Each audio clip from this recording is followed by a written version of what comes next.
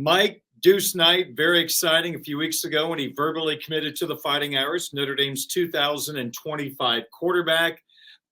Offer us some of your observations watching him on and off the field. Well, Darren, I got to go see him this past Friday. So that's your observations that we're going to talk about here. Last Thursday, I drove to Highland Home, Alabama, which is home to 2025 Notre Dame commit on the defensive end, CJ May. Walked in, coach said, "Welcome to the middle of nowhere." And then after that, I got to see that practice, and then I drove to Mobile. And then Friday afternoon, drove from Mobile to Lucedale, Mississippi, and hung out there until his game that Friday night. So I'll start off the field, Darren. Deuce Knight is Darren. I interviewed him for 25 minutes earlier that day. I'd never interviewed a recruit for more than probably 10 or 15 minutes. Sat down for 25 minutes, just asked him a lot of questions. And I thought that he did a really good job answering everything that I asked. Good quarterback talk, kind of that coach speak, but also really insightful at the same time and answering everything. It seemed to be pretty honestly. This kid, Darren, I do so many phone interviews, and it can kind of be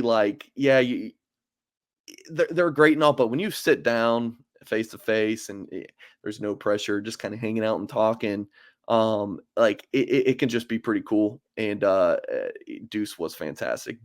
Big smile on his face, just a real genuine young man.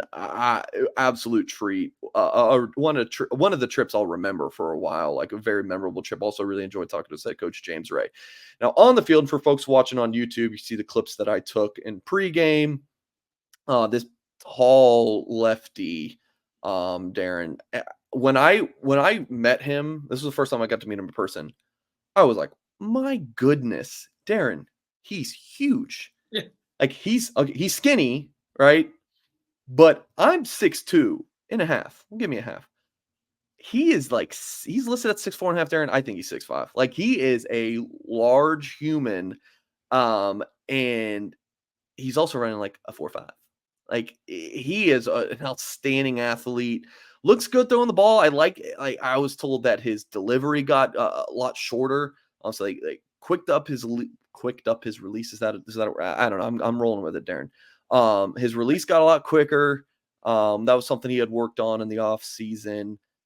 Throws a pretty ball. There's a lot to like in his game, Darren. So his stats on this game, he was 7 of 9. 134 yards, 3 touchdowns, 2 carries, 27 yards, and another touchdown. So I think they were up 48-0 at halftime. So pretty quick night for Mr. Deuce. Pretty perfect night. And then the 2 incompletions were drops. So it was, again, a really good day at the office for Deuce.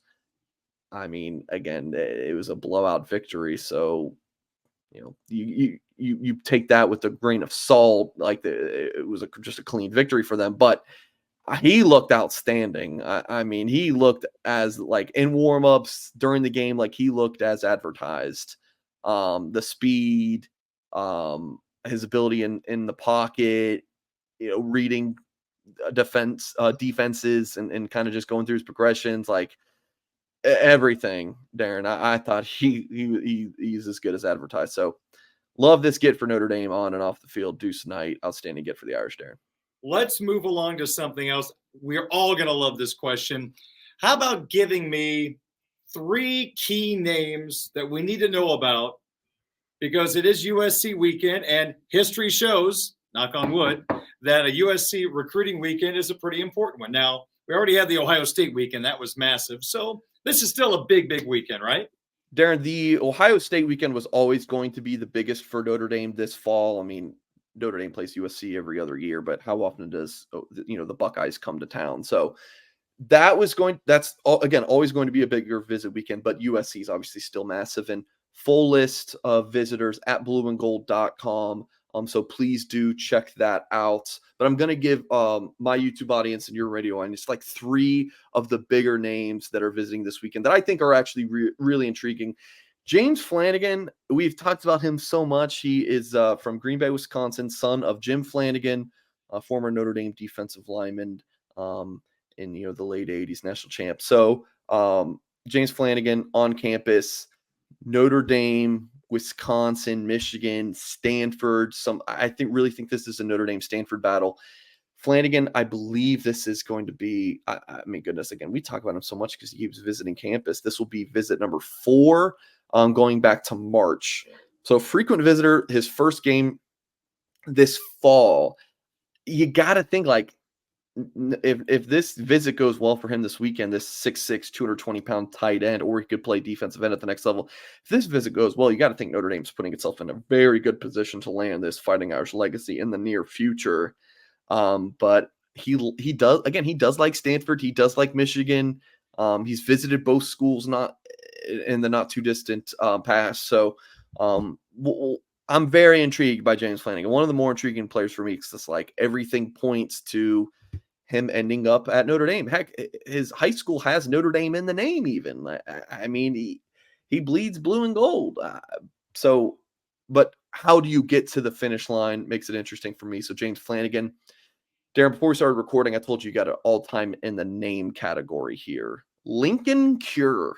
Yes, Linkon Cure. 6'4.5", 210-pound athlete. Not ranked. One site has ranked as a 3-star, but otherwise not even ranked yet. So he's kind of just getting on the radar in terms of the rankings. But I mean, got a pretty solid offer list already. Kansas State, Nebraska, Penn State, Missouri, Wisconsin, Auburn, Oregon, Michigan, Florida, A&M. List goes on. I expect Notre Dame to offer him this weekend, and I'll love to learn like how Notre Dame kind of is planning 2025 tight end recruiting, because Cure, I believe, is mainly being looked at by schools as a tight end prospect. So does Notre Dame maybe want a tight end prospect in Cure, or maybe, hey, do we like Flanagan more as a defensive end now? Like, I don't know. I got a lot of questions here, but again, I do think that Notre Dame is going to offer this really interesting prospect. Again, Lincoln Cure from Goodland, Kansas. Told he's really excited to get up for this USC game. Haven't confirmed 100% that Owen Strebig is making it in this weekend for the USC contest, but I'm told that he will be. He is a 6'7", 295-pound offensive tackle from Wisconsin. And if you think, Darren, you already know that Notre Dame's high on his list.